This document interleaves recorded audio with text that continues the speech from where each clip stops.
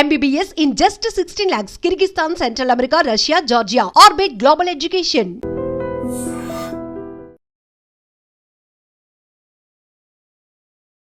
నమస్కారం, welcome to I dream. ధర్మ మార్గం విత్ విజిత కార్యక్రమానికి స్వాగతం.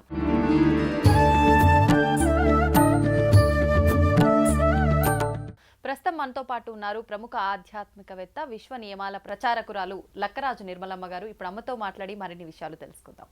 నమస్తే అమ్మా. నమస్తే అమ్మ, శ్రావణ మాసం అనగానే వ్రతాలు, నోములు, పూజలు ఇవన్నీ కూడా లేదు, ఇవన్నీ చేయడానికి మాకు వీలు పడట్లేదు, లేదంటే అంత చేసుకోవడానికి మాకు ఆరోగ్యం సహకరించట్లేదు, ఉపవాసాలు ఇవన్నీ అంటే ఏదైనా మంత్రం ఉంటే చెప్పండి, మాకు మంచి జరిగేటట్టుగా, మంచి ఫలితం రావాలి అనే వాళ్ళకు ఏదైనా మంత్రం ఉందా? మంత్రాలు తంత్రాలు ఏం లేవు కానీ ఎందుకంటే మా ఇంటి ఆచారం లేదు, మాకు వరలక్ష్మి పూజ లేదు, మంగళ గౌరీ లేదు, అందరు మంచి మంచి చీరలు కట్టుకొని అందరూ ఏదో పేరెంట్ వాళ్ళని పిలుచుకొని ఎంజాయ్ చేస్తున్నారు, మేము కూడా చేయాలి అని ప్రతి వాళ్ళకు ఉంటుంది కదా. అప్పుడు మనకు లక్ష్మీ అష్టోత్తరం అనే స్తోత్రం చాలా ఇది. ఎందుకు శ్రావణ మాసంలో మనము ఎక్కువ ఈ లక్ష్మీవే చేయడంలో ఏంటంటే స్త్రీ శక్తి అధిగమించే ప్రకృతి ఉంటుంది. ప్రకృతిలో స్త్రీ శక్తికి పాజిటివ్ ఎనర్జీ ఈజీగా ఇవ్వగలిగేటువంటి వాతావరణ శక్తులు ఆ టైంలో ఉంటాయి. శ్రావణంలో ఆ శక్తులు ఎక్కువ ఉంటాయి. కాబట్టి ఊర్లో ఏంటంటే పొలాలు అవి నాట్లు వేస్తున్నప్పుడు వాళ్ళకు ఊర్లలో ఆషాఢం, అందుకే ఆషాఢంలో అక్కడ అమ్మవారి పూజలు చేస్తారు ఊర్లలో. వాళ్ళకు తొలి రోజులు వర్షపు స్టార్ట్ అవుతాయి. వర్షం స్టార్ట్ అయినప్పుడు వాళ్ళంతా నీళ్లల్లోనే ఉండి మొలకలు తీసుకోవడం, మొలకలు వేయడము. అందుకని ఆషాఢము అమ్మవారి పూజలు ఊర్లలో ఎక్కువ చేస్తారు. సిటీలో ఉండేవాళ్ళు ఈ లక్ష్మీ పూజలు ఎక్కువ చేస్తారు. లక్ష్మి అంటే ఏమిటిది? హెల్త్, ఫైనాన్స్, పిల్లలు, విజయము, వెహికల్స్, ఏది కావాలన్నా లక్ష్మి కావాలి. అందుకే ఏం చూపించారంటే లక్ష్మీనారాయణుడు విశాలంగా పడుకొని ఉంటాడు, అంటే పొడువుగా ఉంటాడు. అంటే మన బాడీలో కూడా బొడ్డు క్రింద ఉండేది బ్రహ్మ, బొడ్డు నుంచి ఇక్కడ దాకా ఉండేది విష్ణువు, ఈ పైన ఉండేది శివుడు. అది స్ట్రైట్ లైన్. అందుకే శ్రీ వైష్ణవ సాంప్రదాయం ఉన్నోళ్ళు నిలువు నామం పెట్టుకుంటారు, శివుణ్ణి సూచించేవాళ్ళు అడ్డనామాలు పెట్టుకుంటారు. అప్పుడు ఏమైంది, మనకి ఈ శ్రావణ మాసంలో లక్ష్మీనారాయణుడికి పూజ చేస్తూ ఉండడం కన్నా ఫీమేల్ ఎక్కువ చేయడం మూలంగా అప్పుడు లక్ష్మీ అష్టోత్తరం హ్యాపీగా చదువుకోవచ్చు.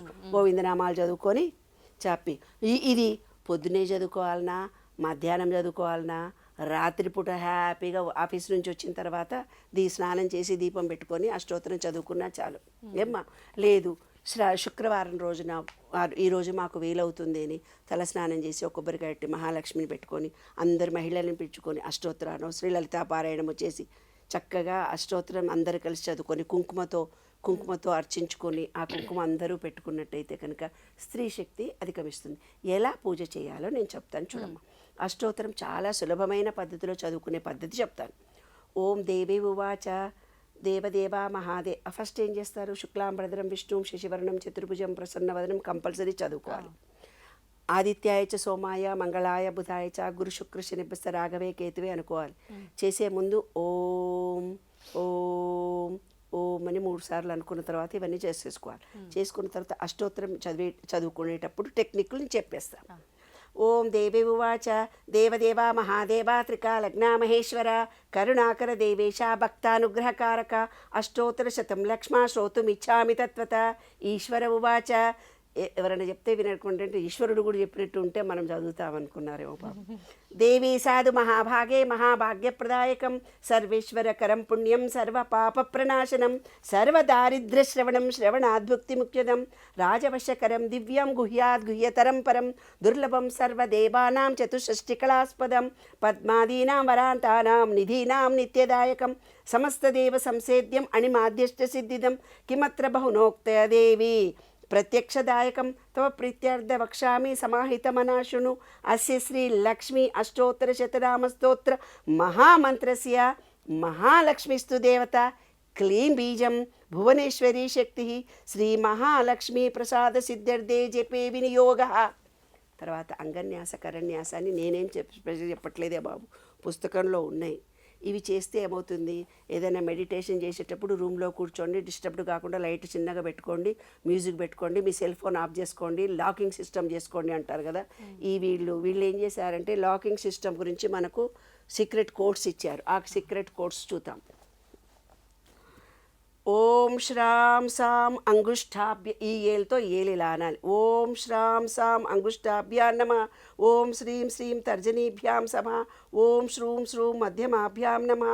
ఓం శ్రైం సైం అనామికాభ్యాం నమః. ఓం శ్రౌం సౌం కనిష్ఠికాభ్యాం నమః. ఓం శం సం కరతల పరపృష్ఠాభ్యాం నమః. అంటే ఈ చేతిలో ఇది అగ్ని, ఇది గాలి, ఇది ఆకాశము, ఇది భూమి, ఇది నీరు. కాబట్టి ఇవి రెండింటినీ కలుపుతున్నాడు అనమాట. కలిపి ఆ బీజాక్షరం చెప్పగానే మనకు లాకింగ్ సిస్టమ్ విశ్వానికి మనకు కనెక్షన్ పాజిటివ్ ఎనర్జీతో మన ఎనర్జీ పాయింట్కు కనెక్షన్ కలుగుతుంది. అప్పుడు ఎప్పుడైతే కనెక్షన్ కలుగుతుందో కోరికలు కోరుకుంటే తీరుతాయి. సీక్రెట్. తర్వాత అంగన్యాసం. అంగన్యాసం అంటే ఈ మూడింటిలో గాలిని నీరును వదిలిపెట్టేశాడు. ఇదేంటిది అగ్ని, ఇదేంటి ఆకాశము, ఇది భూమి, మూడింటిని కలిపాడు. మూడింటిని కలిపి ఓం శ్రాం సాం హృదయాయ నమః. హృదయం లాకింగ్ అయిపోయింది. ఓం శ్రీం శ్రీం శిరసే స్వాహ. ఓం శ్రూం సూం శిఖాయై వషట్. శిఖ ఇక్కడ మెయిన్ పాయింట్. ఓం శ్రైం సం కవచాయ హుం. కవచాయ. ఓం శ్రాం శ్రాం నేత్రత్రయాయ షట్ ఔషట్. ఆ బీజాక్ష ఓం శ్రౌ సౌ నేత్రాయ షట్ అనగానే అది లాకింగ్ అయిపోతుంది. ఆ పవర్ వస్తుంది ఆ కంటికి. ఈ రెండు చేతులు దీన్ని పెట్టగానే.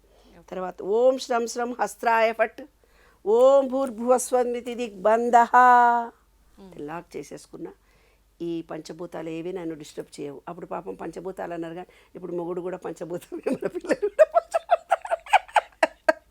ఒక 10 మనిషి కూడా వస్తుంది, ఒక 4 కూడా వస్తుంది. ఇన్ని రకాలైన డిస్టర్బ్లు వస్తాయి.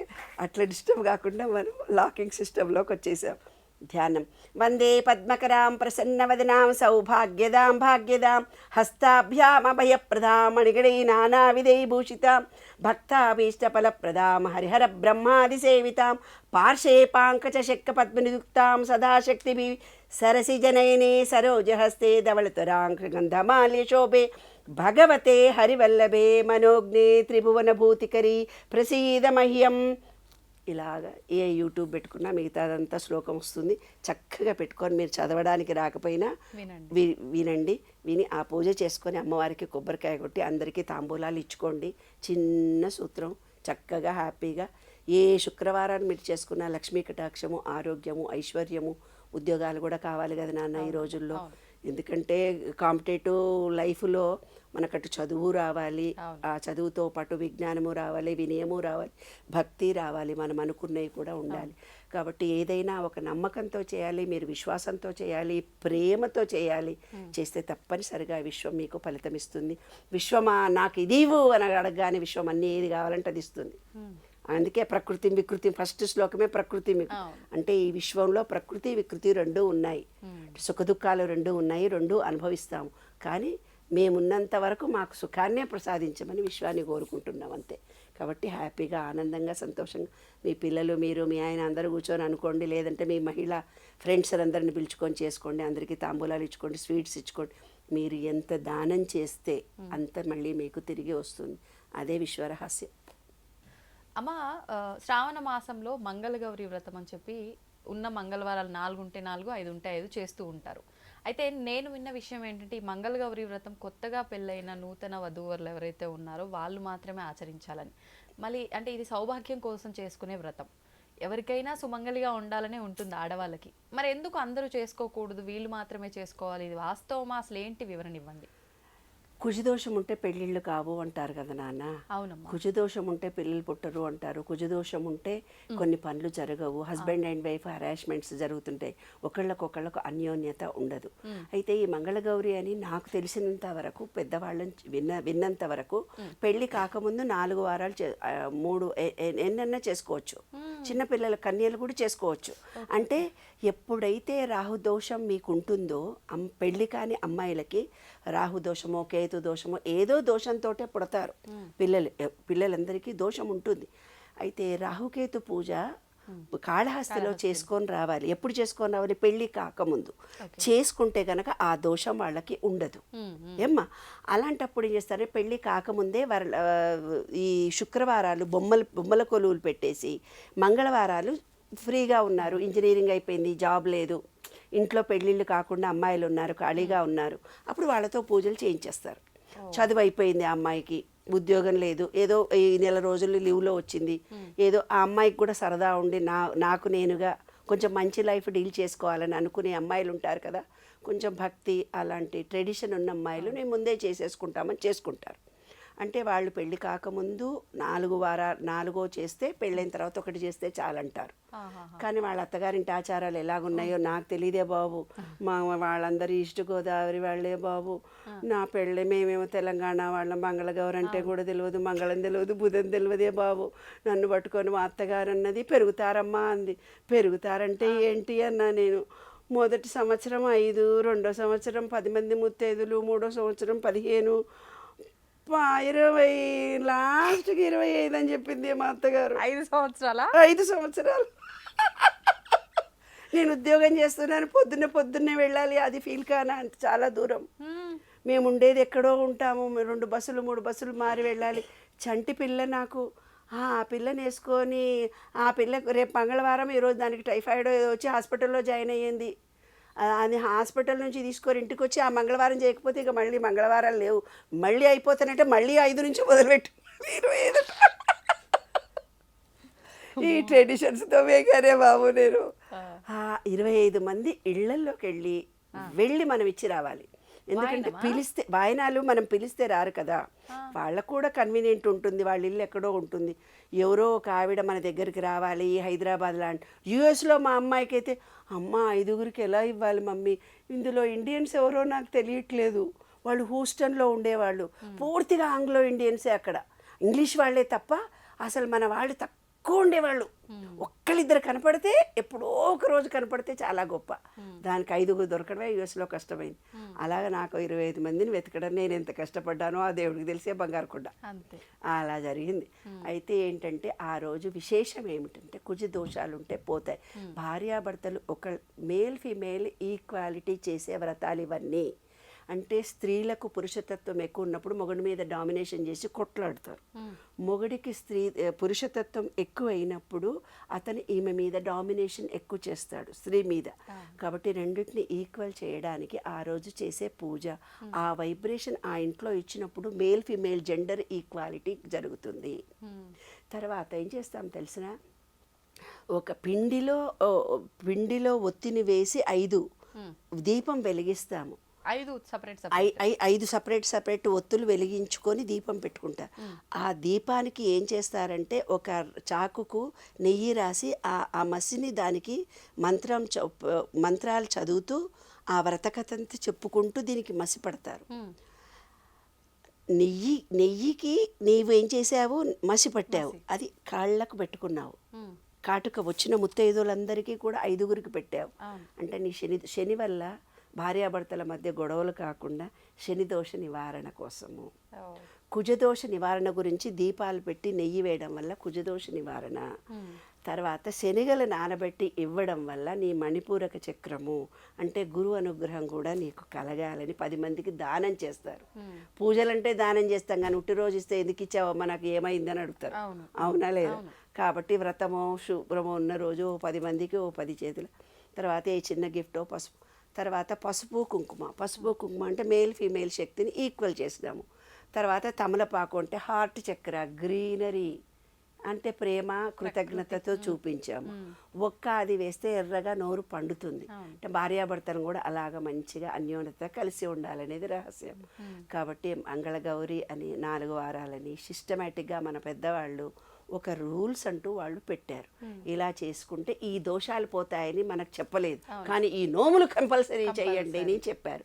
దాని అంతరార్థం ఇది. Law of vibration, law of unity, law of మన విశ్వ నియమాలకు సంబంధించినటువంటిది. ఏకత్వ నియమము, అందరిలో నేనున్నాను, నాలో అందరున్నారు.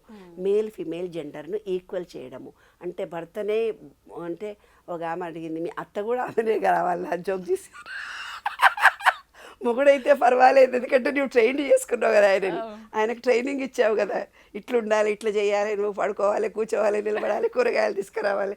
ట్రైనింగ్ అయినోడు వస్తే బెస్ట్ కదా. కొత్త పని మనిషి వస్తే ఎవరు చచ్చిపోతావు, మళ్ళీ ఇట్లా ఇల్లుడు, మళ్ళీ తుడవే, మళ్ళీ కడగ, మళ్ళీ కొత్త మొగుడు వస్తావు.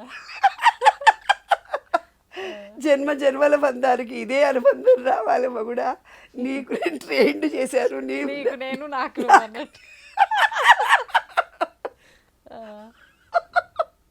మరి ట్రైన్ చేసిన మొగుడు వస్తే బెస్ట్ కదా. లేకపోతే మళ్ళీ ట్రైనింగ్ మొదటి నుంచి ఇవ్వాలి, నీకు ఆయన ఇవ్వాలి, ఆయనకు నీవు ఇవ్వాలి. మేల్ ఫీమేల్ జెండర్ ఈక్వల్ కలిగేదే మంగళ గౌరీ వ్రతం.